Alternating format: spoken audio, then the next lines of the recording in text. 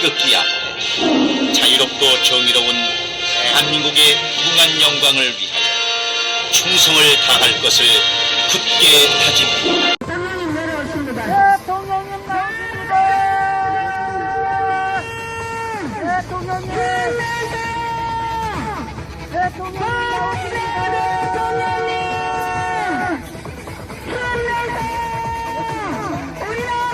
노무현 대통령님 지도 잘 마치고 오세요.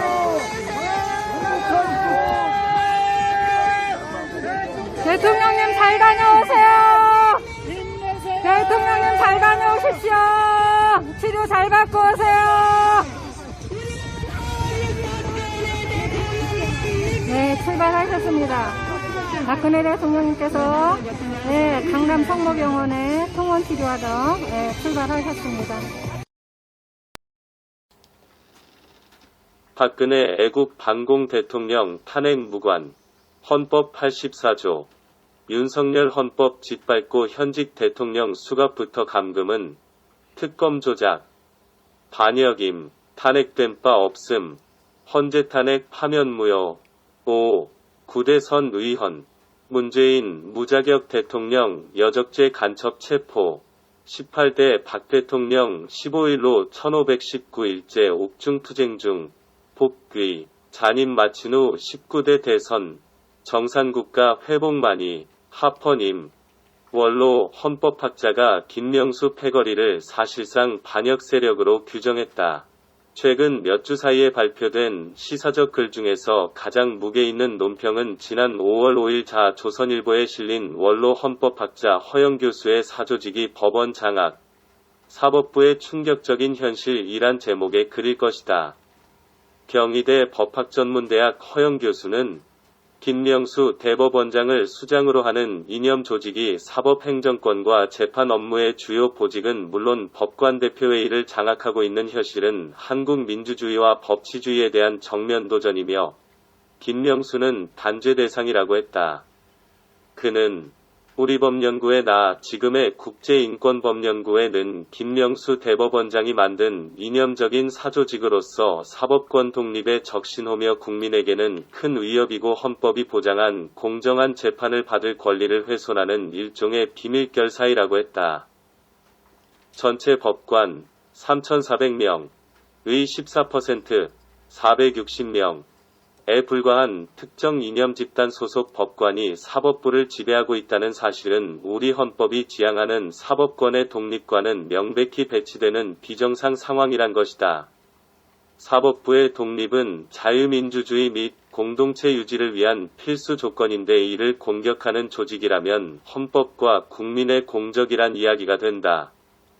허영 교수는 헌법과 법률에 의하여 그 양심에 따라 독립하여 심판해야 할 법관이 헌법보다는 소속 사조직이 추구하는 이념에 충성하여 심판하는 것은 분명히 국민의 기본권을 침해하는 위헌적인 재판이고 이렇게 되면 법관의 법 적용은 일관성과 공정성을 상실, 생명력을 잃게 된다고 했다.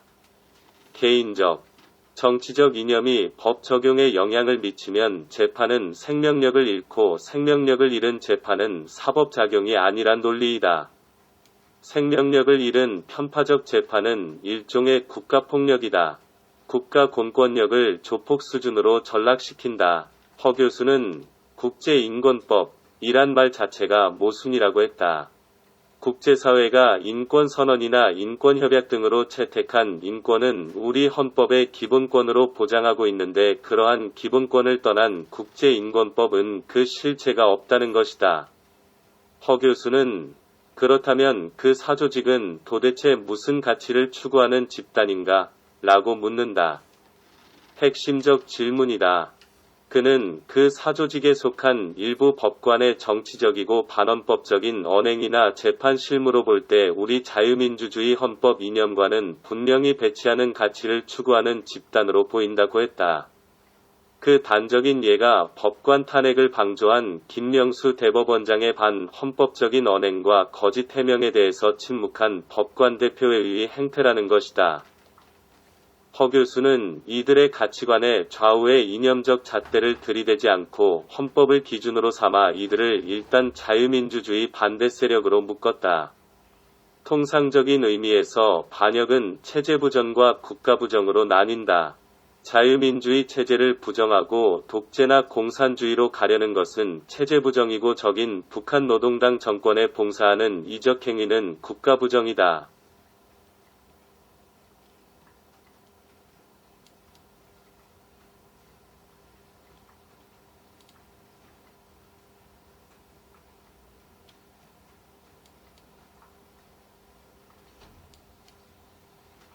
체제나 국가를 적대시하고 공격하는 행위는 소소한 반역과 달리 대역 행위로 규정해야 옳다.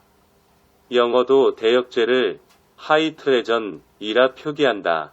한국의 원로 헌법학자가 김명수와 국제인권법 소속 판사들을 반체제적인 사조직 집단으로 간주, 사실상 대역죄인으로 규정한 셈이다. 허영 교수는 이 사조직이 이미 한국의 민주주의를 공격하고 있다고 본다.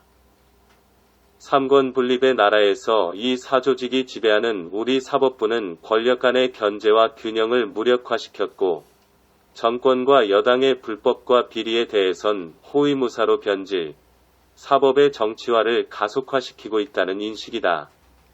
이재명 지사와 은수미 성남시장의 대법원 판결이 자신의 주장을 실증하는 사례라고 했다.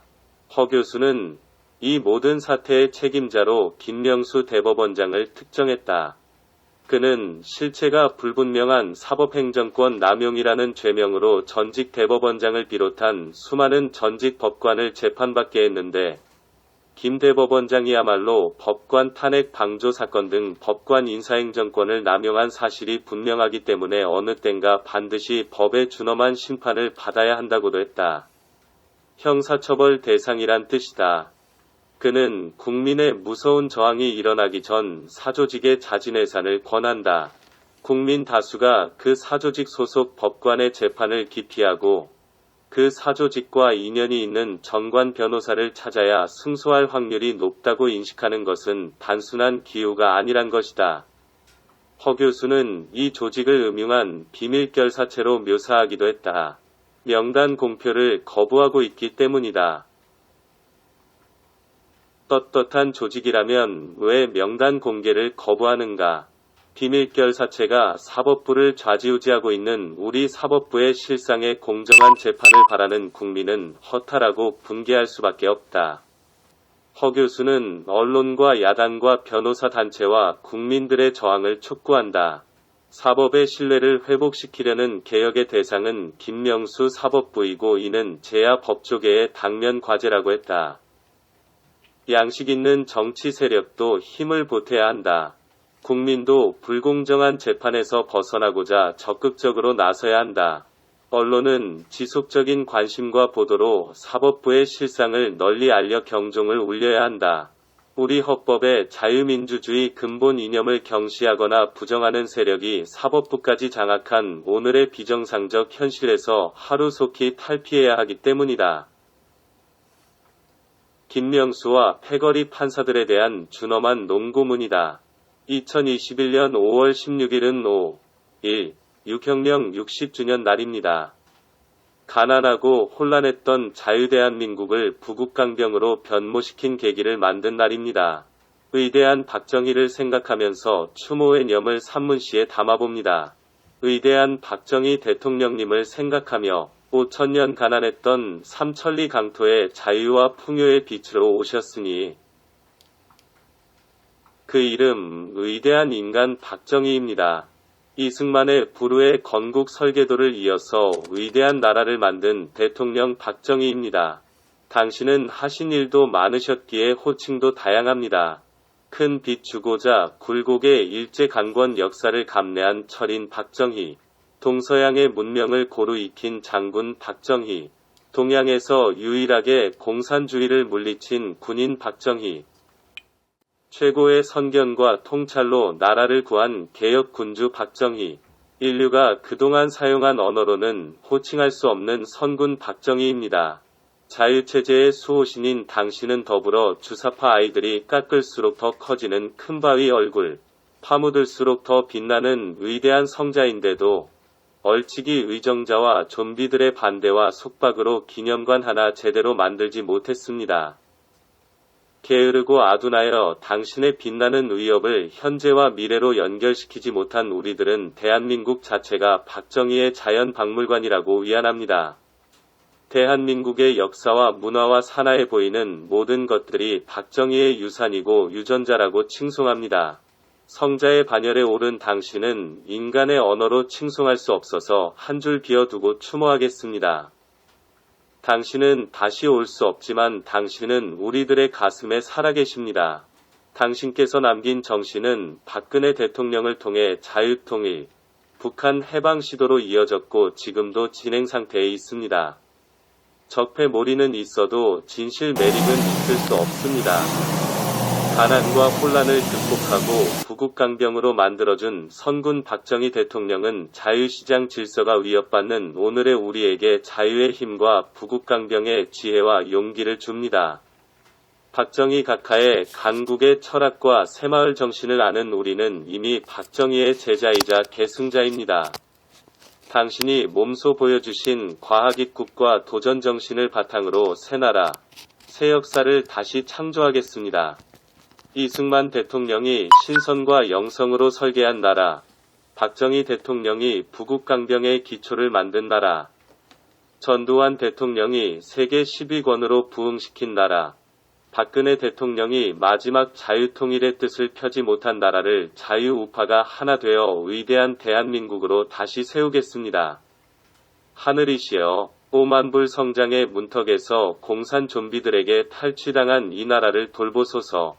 애국 국민이시여, 영웅의 뜻을 이어서 대한민국을 위대하게 재건하소서. 5. 1. 6혁명 60주년 환갑날에 자유체제 수복을 갈구하는 우리들은 박정희 닮은 영웅의 도래를 기다립니다. 참 눈물이 나올 역사입니다. 여러분 아시다시피 박정희 대통령이 1961년 5월 16일 날 군사혁명을 했습니다. 5.16 혁명이라고 그러죠. 그런데 우리는 혁명이라고 그러지만 그 당시 미국 대통령인 케네디가 혁명이라고 하지 않고 쿠데타 했습니다. 그 당시 쿠데타가 유행이죠. 정치가 부패해서요. 필리핀, 인도네시아, 말레이시아 전부 다 군인들이 이제 쿠데타가 유행입니다. 그 처음에 파키스탄의 트리노 대통령이요. 장군 출신이 쿠데타 해가지고 대통령이 되었어요. 그렇게 동남아시아의 그 여행이 붙어서 정치가 부패하고 군인들이 마지막에 나서 쿠데타 했습니다. 박정희도 실은 쿠데타 했습니다. 윤보선 시대, 장면 시대 정치가 부패하고 그래서 군인들이 나라를 살기 위해서 5.16 군사혁명이라고 그러는데 사실은 쿠데타 했죠. 그래서 문제가 생겼습니다. 우리나라 쿠데타가 성공이 되면은 동남아시아가 전부 다 쿠데타 성공을 하잖아요. 네. 미국 대통령이 케네디입니다. 존 F 케네디가. 경제 원조를 다 끊어버렸어요. 한국에 주던 잉여농산물 피해를 480도 올 스톱. 그러니까 쿠데타를 했기 때문에 더 이상 지원을 못하겠다. 네. 쿠데타 하는 정부가 미국을 도와주면은 동남아시아가 전부 다 민주주의가 다 노미노가 일어나서 전부 다 쿠데타가 유행이 된다. 안 된다. 경제 원조 다 끊어버렸습니다. 그 혁명정부가 들어서서 박정희가 참으로 고민 많이 하죠. 네. 이 나온 걸 어떻게 할 것이냐. 할 수 없이 최고의 의장 자격으로 미국에 갑니다. 그때는 대통령 자격이 아니고 아니죠. 네. 최고의 의장이라고 네네. 그러죠. 간 수행원들이 13사람이 따라갑니다. 케네디를 만나러 갔어요. 화이트하우스에. 케네디가요. 참 문전박대했습니다. 자기 의자에서 일어나지도 않고 박정희 보고 제너럴 박 옷 벗고 군대 가라고. 쿠데타 내봐. 빈손으로 그냥 하죠. 그 13사람이 호텔에 와서 눈물 많이 흘려요. 네. 빈손으로 돌아와요. 돌아와 봤더니요. 암담합니다. 다시 학생들이 길가에 일어서게 되고 미국이 반대한다고 이제 퍼져가기 시작하고 정치가 또 불안하게 하고 그래서 최고회의 의장 박정희가 고민을 많이 합니다. 이 조국 어디로 갈 거냐. 나라를 이렇게 했는데 미국서 원조가 안 해주면 어떻게 할 것이냐. 고민하다가 생각이 났어요. 네. 라인강의 기적 서독에 가보자. 분단국가, 우리하고 동독과 갈라진 나라다. 마지막으로 우리 카드다. 서독에 가보자. 대사가 누굽니까? 육군 중장, 3스타, 신인군 장군이 최고회의 의장 특명에서 독일 대사로 갑니다. 그러니까 미국에서 문전박대 받고 예. 찾은 게 이제 독일이었군요. 그럼요. 네네. 갈 데가 없이 독일이 가죠. 네. 분단국가 찾아서. 마지막 카드예요. 그래서 신인군 대사가요. 3스타 장군 출신 아닙니까? 영어 참 잘하는 분이죠. 독일에 가서 돈 좀 구워봐라. 마지막 카드다. 신인군 대사가 독일에 가서 먼 대사관에 가봤더니 외교관들 7사람이 젊은 사람 앉아있는데 독일말 하는 외교관이 하나도 없어요. 독일 사람이 영어를 못하죠. 커뮤니케이션이 통화가 안 됩니다. 네. 서로. 문제가 복잡해졌어요. 독일말 하는 사람 찾다 보이게 거기서 한 사람을 날 찾았습니다. 독일에서 공부한 사람이 경제학 박사 한 놈이 하나 있자. 그래서 최고회의에다가 직접 전문을 칩니다. 우리 대사가 백양훈 박사를 찾아서 독일로 보내주십시오. 그 양반이 와야 할 것입니다. 그래서 최고회에서 내가 당시에 어디에 있었냐면요. 중앙대학교 교수로 있었습니다. 중앙대학교에 그때 최고회의의 한 사람인 나를 찾아왔습니다. 문고문과 위원장이 이원식 장군이 찾아왔어요. 찾아와서 나를 붙잡고 중앙정보부에 끌고 갑니다. 놀라셨겠어요? 놀랬죠. 네. 남산에 있는 콘서트 2개. 네. 김정필 씨를 만나게 되죠. 김정필 씨가요.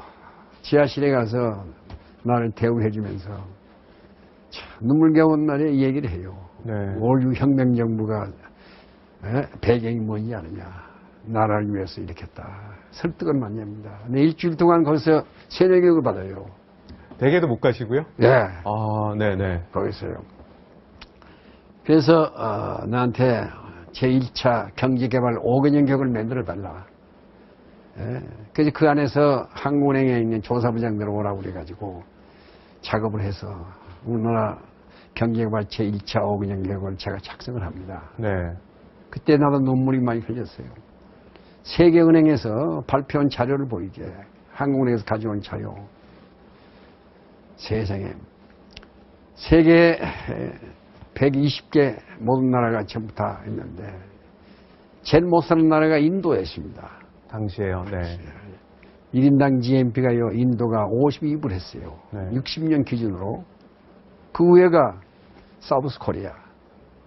우리가 1인당 국민소득이 참 72달러 했습니다. 네. 그 위에가 어딘지 아세요? 노스 코리아. 북한이 그 당시엔 더 잘 살았네요. 잘 살았습니다. 86불 했어요. 이 자료를 놓고 얼마나 눈물을 많이 흘렸습니까? 그래서 혁명정부를 이해하게 됩니다. 그래서 만들어 주었더니 상공부 장관이 당시에 육군소장 정리액입니다. 지금 살아계십니다. 네, 네. 훌륭한 장군이죠. 상공부에서 오라고 해서 갔더니 장관이 공무원들 잔뜩 내면서 나한테 발령장을 줘요. 상공부 장관 특별보좌관. 상공부 장관 특별보좌관으로 이제 임명장을. 네. 그래서 얘기를 들었더니 독일의 경제차절단 단장이 정리혁 상공부 장관입니다. 독일의 마지막으로 동크로 정리혁 상공부 장관이 단장으로 독일에 갑니다. 네. 수행원 따라간 사람들이요. 당시 7사람이 따라갔습니다. 장관 특별보좌관이에요. 그래서 독일에 갑니다. 독일에 가서 먼 대사관에 갔더니요. 신인군 대사가요. 참 눈물겨운 얘기를 해요. 뭐라고 하던가요? 나를 붙잡고 눈물을 흘려요. 신인군 대사가. 백 박사, 국가를 위해서 좀 도와주세요. 에드와드 당시에 경제장관을 꼭 만나게 해달라고. 당시의 차관. 당시에 에르하드가 장관입니다. 네, 네. 에르하드가요. 장관이고, 차관은 웨스트릭 차관. 네네. 대사가 독일 에르하드 장관을 만나려고 우리 장관은 그렇게 못 부딪혔는데 독일 정부에서 안 만나줘요. 왜 그러냐? 미국이 반대하고 있습니다. 독일도 미국서 마샬 혼자 받고 있었어요. 네네. 미국서 못 만나게 하는 거예요. 우리 정내혁 상무부 장관이 에르하드 장관을 못 만납니다. 세상에 그럴 수가 있어요. 제가 어떻게 했는지 아세요? 에르하드 장관이 경제학자 출신입니다. 네. 나를 가르치는 은사, 포크트고서 박사 멘더리전 지도교수 아닙니까? 네, 네. 이 양반은 같은 동료 교수예요. 또 그렇게 또 인연이 있네요. 인연이 됩니다. 제가 은사를 찾아가요. 교수님 살려주세요. 국가가 나를 파견했습니다. 장관 좀 만나게 해주세요. 에르하드 장관 좀 만나게 해주세요. 우리 은사가 뭐라고 하는지 아세요? 안 돼. 학자가 그런 거 하는 거 아니야. 학자가 그런 정치에 개입 안 돼. 그냥 거절당했습니다. 어떻게 해요? 제가요, 사모님 찾아갑니다. 새벽마다. 새벽 6시에 사모님 찾아가서 치마 붙잡고 통곡을 해요, 제가. 사모님, 살려주세요. 국가가 날 파견했습니다. 남편을 설득해서 장관 좀 만나게 해주세요. 일주일간 눈물을 매일 흘렸어요. 제자의 눈물이 사모님을 감동시키죠. 네. 자기 남편한테 여보, 당신 좀 도와줘. 그래서 하루 있었더니요, 장관실에서 안 오고 차관실에서 연락이 왔어요. 웨스트릭 차관이. 장관은 못 만나고 차관실에서 연락이 없다. 네. 정내혁 장관, 상무부 장관 모시고 우리 대사하고 서희 차관실에 갔어요. 웨스트릭 차관실에. 차관이 뭐라고 하는지 아세요? 우리가 하는 얘기는 지금부터 하면 절대 비밀이다. 이 비밀을 알으면 큰일 난다. 지킬 수 있겠느냐? 예, 지키겠습니다. 독일 정부에서 분단 국가를 도와주기 위해서 3천만 달러 상업자관 주기로 내인가 해놨다. 3천만 달러 상업자관 줄 테니 빨리 은행에 가서, 외국 은행에 가서 지급 보증서 받아오라. 그럼 일주일간 집 앞에서 기다리고 그런 눈물이 거의 성공한 거네요? 그게 제자의 눈물이 나라를 일으키는 역사가 됩니다. 네. 난 지금도 얘기하면 눈물 나와요. 무릎 꿇고 사모님 치마 붙잡고 오는 그 순간. 웨스트릭 차관이 3천만 달러 상업장을 준답니다. 네. 그날 밤 우리 얼마나 눈물 흘렸습니까? 감격의 눈물, 뭐 큰 대회 유치하는 거 이상으로 엄청나게 큰 감격이었겠어요. 우리 정내혁 장관 일행이요, 눈물 많이 흘렸습니다. 근데 상업차관은 법이 있어요. 어떤 법이 있는 건가요? 외국의 은행에 가서 지급 보증서를 받아와야 합니다. 아, 외국 은행에 네. 지급 보증서가 있어야 그것도 또 빌려주는 겁니다. 예. 네. 갚겠다는 각서가 있어야 할 거 아니에요, 은행에. 네, 네, 지급 네. 보증서. 뭘 믿고 돈을 꿔줘요? 뭐라고 하냐면, 외국의 은행에 가서 빨리 지급 보증서 받아와라. 그래서요, 긴급지 업무를 칩니다. 네. 최고의 의장한테. 네. 재무부 장관이 천병규 씨입니다. 민간인 한 사람이 재무부 장관이 천병규. 네. 재무부 장관이 있어요. 이분이 홍콩에 갑니다. 여기는 국내는 외국은행이 없어서. 외국은행에 지급 보증을 받기 위해서 홍콩으로. 홍콩에 가서 네. 장관이 직접 가요. 안 돼요. 지급 보증서 못 받습니다. 공신력이 없어요. 네. 천병규 장관이 런던은행까지 갑니다. 안 돼요. 지급 보증서 받을 방법이 없어. 장관은 그냥 돌아와 버리고 대사하고 나하고 둘이요. 대사관 지하실에서 참 20일 동안 눈물 흘립니다. 네. 최고회에서 매일 지령이 와요. 어떻게 해보라고 말이에요. 어떻게 해봅니까? 법이 있는데. 지급 보증서 없이 돈을 어떻게 줘요? 네. 상업차관을. 대사하고 붙잡고 얼마나 우는데요, 우리가.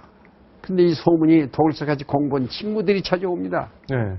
낙타백, 너 왜 못 가 이렇게 울고 있어? 20일 때요, 노동부에 있는, 독일 노동부에 있는 과장이 찾아왔어요. 슈미트 박사. 기숙사에서 같이 공부한 친구입니다. 네. 다 옛날에 공부했던 게 다 인연이 되는 거예요. 그게 참 조국에 그렇게 발전됩니다.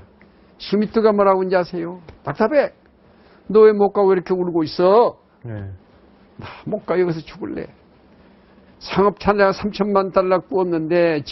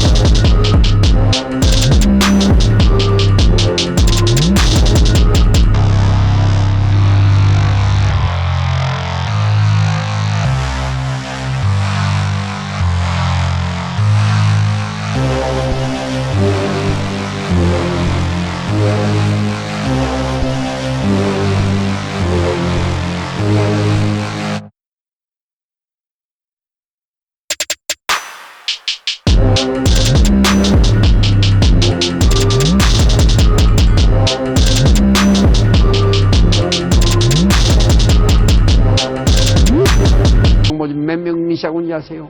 4만 7천 명 시했습니다. 아, 엄청난 경쟁. 경쟁이 10대 1이에요. 전부 고등학교 졸업자를 모집했습니다. 네네. 광부를 어떻게 해요? 대학 출신들 어떻게 광부를 어떻게 보냅니까? 전부 대학 출신들이에요.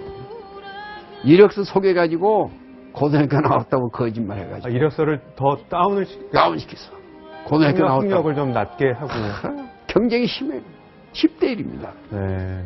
심지어는 어떤 사람들은 석탄공사 탄광청에 가서 얼굴 다간 말이 흙묻히고 와서 경험이 있다고 그러고. 전혀 경험이 없는데 네. 흙묻히고 와서 경험 있는 척 보여주고. 일거리 찾아서요. 실업자들이 많아서. 몰라듭니다. 강부 5천 명 모집하는데 4만 7천 명 왔어요. 네. 간호부 2천 명 모집하는데 참 놀라울 게요. 2만 5천 명 응시했습니다. 경쟁이 10대 1이에요. 거기서 우리가 최초로 강부 300명을 뽑아가지고서 보낸 것이 1963년 12월 21일이 그게 지금 얘기하는 파독광부의 첫 번째. 첫 번째. 그래서 그날 63년을 기해서 작년이 파독광부 50년이라고 그러지 않습니까? 그렇군요. 그래서 KBS, MBC 전부 가서 위로해주고요. 박근혜 대통령께서 자기 아버지가 보낸 강부들을 150명을 취임사 서울 대통령 취임식 할 때 초청을 했습니다. 네. 그래서 파급이 들어가지고요. 전 세계에 있는 강부들이 만세 부르고 눈물 흘리고 국가가 인정을 해준다. 그래서요. 역사가 이렇게 바꿔졌습니다. 그런데 원장님, 그 박정희 전 대통령이 이제 독일을 방문하게 되는 건 어떤 계기로 이제 그렇게 해서 파독광부 들어가 봤어요. 네. 그런데 우리 특히 간호부들이 그렇게 일을 잘했습니다. 독일 국회의원들 병원에서요. 시체 닦아주고 막 목욕해주고요. 눈물겨운 일을 많이 했어요. 독일의 사람들이 한국의 간호부들 뭐라고 하는지 아세요? 코리아 엔진. 한국 천사들이 왔더라 이게. 국회의원들이요. 기민당의 원내 총무 낙다 바그나 원내 총무가 간호부 신세를 졌어요. 그 원내 총무가 중심이 돼서 15사람 국회의원이 야, 그런 민족 우리 도와주자. 국회에서 결정을 합니다.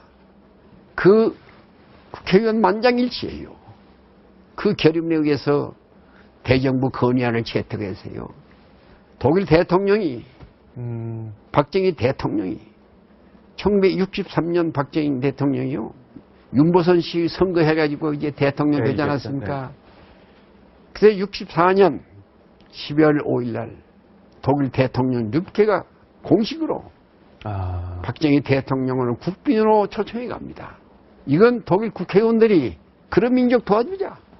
그러니까는 그 간호조무사들, 광부들의 그 노력을 보고 독일 사람들이 감동을 받아요. 네. 한국의 프로이센들이다. 이런 민족 어디가 있냐 도와줘야지 우리가. 미국이 뭐라고 그러도 이런 민족 도와주자. 국회의원들이 대정부 건의안을 채택했어요. 네. 박정희 최고의 의장이 대통령이 된 다음에 12월 5일 날 독일 대통령 르케가 초청해서 갑니다. 그런데 저는 중앙대학교 교수를 할 때 아닙니까? 청와대에서 오라고 그래요, 나를. 그때 비서실장이 직접 찾아와서 네. 대통령이 나를 찾는데요. 청와대에 갔더니 세상에 대통령이요, 현관 바깥에 와서 날 기다리고 있어요. 나를 보더니 두 손을 끼안아요. 박정희 대통령이. 네네. 눈물이 얼마나 나와요. 대통령이 끼안아지면서. 백 박사, 참 얘기 많이 들었어. 수고 많이 했어. 대통령이 날 눈물 닦아줍시다. 방에 갑시다. 방에 갔더니요, 유교사가 눈물 닦아주고, 오차 한잔 대주고, 대통령이 나보고 뭐라고 하는지 아세요? 백 박사, 나 한 번 더 도와주시오. 예, 각하. 뭘 도와드릴까요? 내가 독일 대통령 초청으로 독일에 가는데 내 통역관이 없어. 내 통역관이 맡아주셔야겠습니다. 예, 영광입니다. 제가 모시고 가죠. 제가 박정희 대통령 통역관입니다. 그렇게 해서 통역관이 됐군요. 네. 그래가지고 독일에 가는데 참 눈물 나오는 얘기가 있어요. 독일에 가기 위해서요, 장기영 부총리가 미국 비행기를 차타했습니다. 노스웨스트. 그때 저희가 전용기가 없었기 때문에. 비행기 하는 프로페러 비행기 몇 대 있는데요. 민간 항공사도 없었죠, 그때는. 네네. 항공사 있긴 있었습니다. 있는데 프로페러 비행기. 네. 칼이 프로페러 가지고 있었어요. 그냥 프로페러 가지고 독일 못 가죠. 고민입니다. 그래서 노스웨스트 에어라인을 차타했어요. 15일 동안 $50,000 주고 장기영 부총리가 이동을 외무부 장관홍에서 노스웨스트 했는데 세상에 일주일 내에 놓고 캔슬해버렸어요. 노스웨스트가. 왜요? 미국 대통령이 너 그때도 쿠데타 나라 대통령이 미국 비행기 타고 가?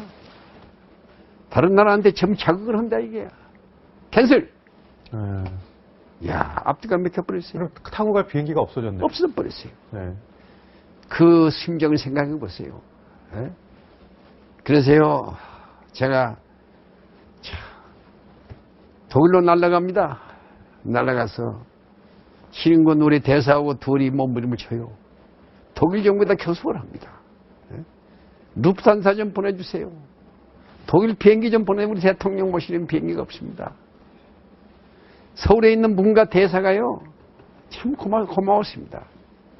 그분이 독일에다 부탁을 하고 직접 제가 독일의 르케 대통령을 만나게 돼요. 네네. 대사하고. 그랬더니 대사가요, 연구해보자. 근데 서울에서 전문이 내려왔어요. 루프탄사가 왔답니다. 독일 사람이 얼마나 고마운지 아세요? 허락을 해줬군요. 어떻게 하는지 아세요? 자, 독일 사람들이요, 동경에서 출발해가지고 가는 루프탄사 있잖아요. 민간 항공. 네. 홍콩 거쳐서 가는 비행기가 있잖아요. 네. 이거 1등간 비워두고 동경, 서울, 홍콩 경유지가 아닌 서울을 태우고 경유를 해서 박정희 모시고요. 대통령을 태우고 가는 걸로 됐군요. 독일 사람들이요, 1등간만 비워두고 수행원들 36명은 전부 다 2등간, 3등간 타고 그리고 홍콩 거쳐서 갑니다. 네.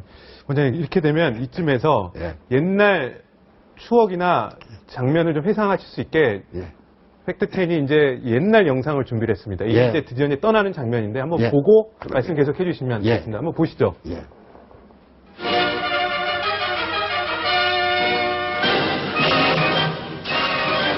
독일 연방공화국 뇌부케 대통령의 초청을 받은 박정희 대통령은 12월 6일 가두에 늘어선 시민들의 열광적인 환송을 받으며 궁정만리 독일 방문의 장도에 올랐습니다.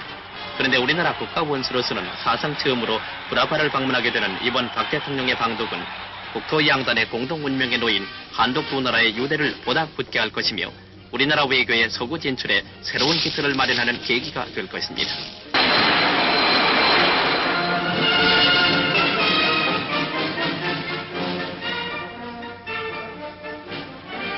로마와 프랑크푸르트 공항을 거쳐 7일 아침 9시 40분 박정희 대통령은 9,000마일의 긴 여행을 마치고 독일 연방공화국의 수도 본시에 무사히 도착, 독일 방문에 역사적인 삭발을 내디뎠습니다.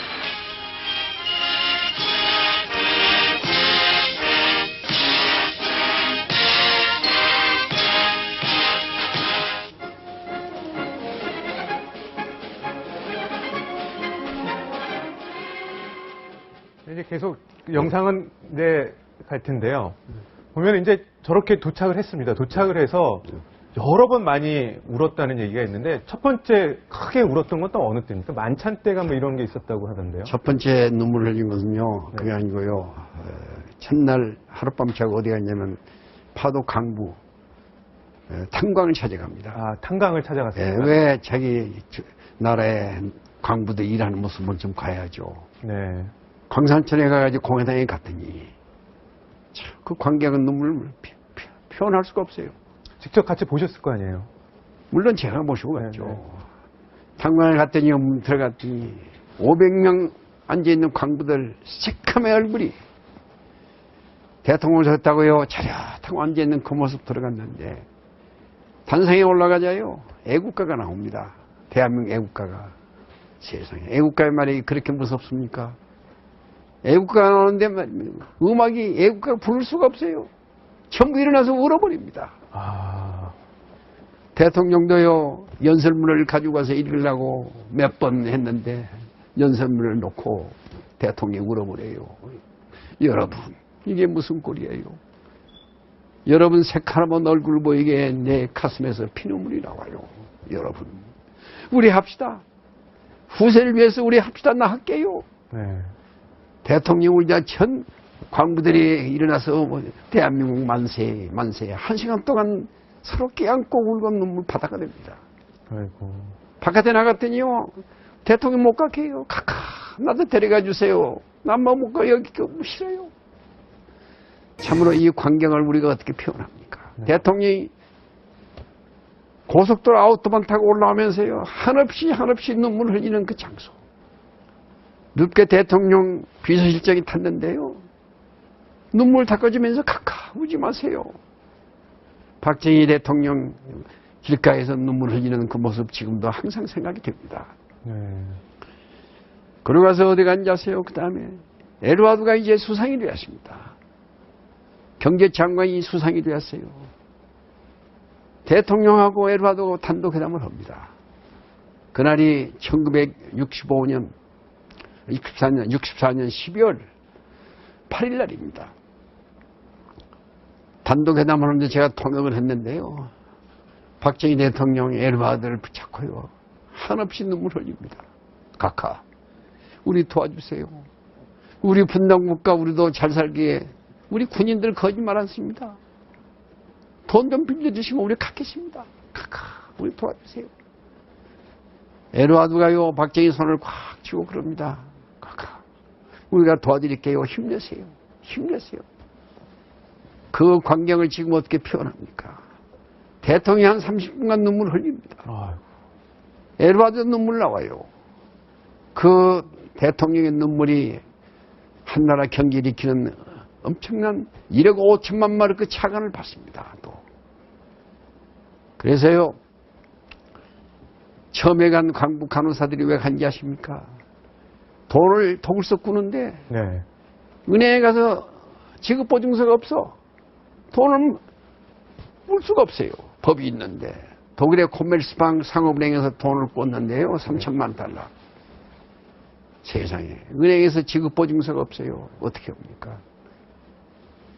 내 친구 덕으로 광부들 독일에 가고 월급 있잖아요. 그 월급을 담보로 집어넣습니다. 그래서요, 현지 은행에서 지급보증서 받아가지고 돈을 상업자산을 꽂습니다. 자체에서. 몸을 담보로 해가지고 돈을 꾼 나라가 어디가 있습니까? 네. 그것이 인연이 돼서 우리 대통령인 독일에 64년 12월 5일 독일로 가서 현장 교육 전부 합니다. 에드와드가 얼마나 고마워요. 독일의 경제 발전사를 얘기합니다. 각하, 나인강의 기적을 만드는 건 내가 아닙니다. 히틀러가 했습니다. 이번에 각하 오셔서 아우토반 달려보세요. 아우토반 깔아서 히틀러가 깔았습니다. 아우토반 깔으면 어떻게 합니까? 자동차가 있어야죠. 폭스바겐 공장 히틀러가 했습니다. 자동차를 만들어서 달리게 했죠. 철광산업을 시켰습니다. 이번에 각하 폭스바겐 공장 가시게 되어 있습니다. 가보세요. 지금도 써 있습니다. 히틀러가 쓴 폭스바겐. 가보세요. 한국도 자기가 알기에는 산악지대고 그랬다. 네네. 한국에서도 자동차를 달리기 위해서 아우토반 깔으세요. 자동차를 하십시오. 철광산업을 해야 합니다. 그래야 경제가 발전해요. 이게 조목조목 조언을 해주네요. 에드와드가 충고해 줍니다. 박정희가요, 예, 고맙습니다. 고맙습니다. 아우토반은 달리는데요. 제가 그랬습니다. 각하, 어저께 에드와드 수상이 말씀하신 아우토반 달리고 있습니다, 지금. 참, 눈물 나오죠. 네. 대통령이 그래요. 그래? 올 스톱! 가는 차를 정지시켰어. 아우토반 달리다가. 네네.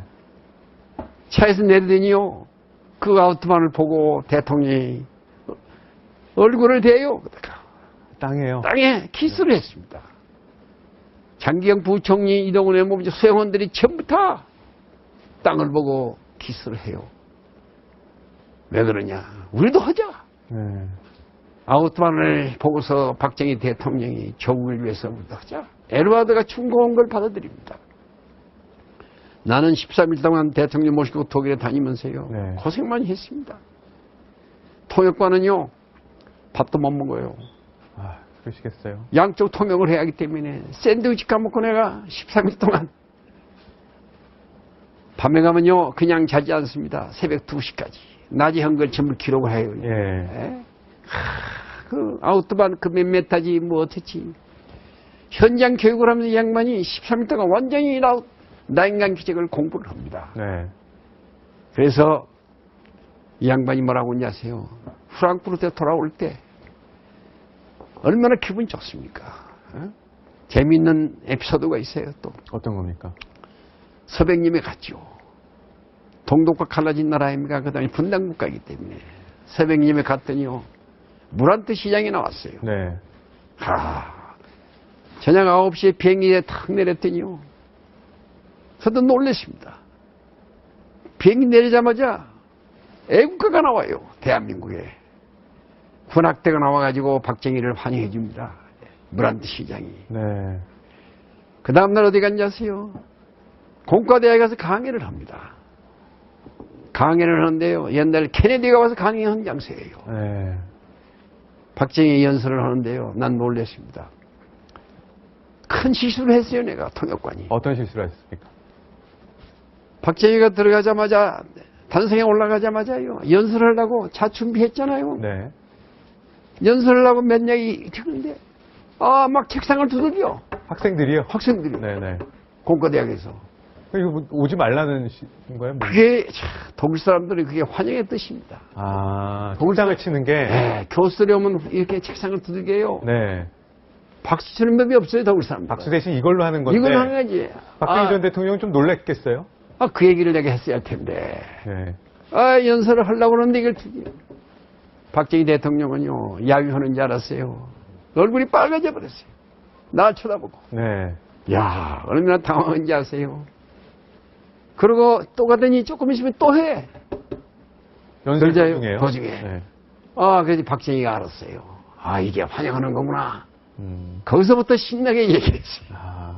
뭐 그런 일도 있었네요. 그리고 나왔더니 자동차 타고 나오면서 밖에 뭐라고 하냐고요. 백 박사, 그 얘기 좀 해주지 왜 안 했어? 죄송합니다. 참 죄송합니다. 네. 한나라 대통령에 관한 그런 에피소드가 있었습니다. 근데 보면 원장님 말씀 중에 여러 인터뷰 중에 이런 말씀이 있으세요. 젊은 박정희를 바로 옆에서 본 경험이 내 평생의 삶을 이끌어준 나침반이다. 예. 뭐 변함없으시겠죠? 예, 변함없습니다. 박정희 대통령이요, 나를 그렇게 좋아한 이유가요, 옆에서 참 모든 걸 교육을 합니다. 예? 나인강 기적 현장에서 참 설명을 해요. 새벽 2시까지. 그랬더니 프랑크푸르트에서요, 마지막 날 자고 돌아오는 날입니다. 그 다음날 아침에 36이 아침 밥 먹고 하얏트 호텔에서 돌아오면 그만하니까 이제 거기서 나를 불러요. 백영훈 박사. 그러더니 뭐라고 하는지 아세요? 난 놀랬네요. 물어보지도 않고 네. 오늘부로 백영훈 박사를 청와대 경제비서관으로 제가 임명합니다. 경제비서관이요? 전부 박수 치더라고. 네. 축하한다고.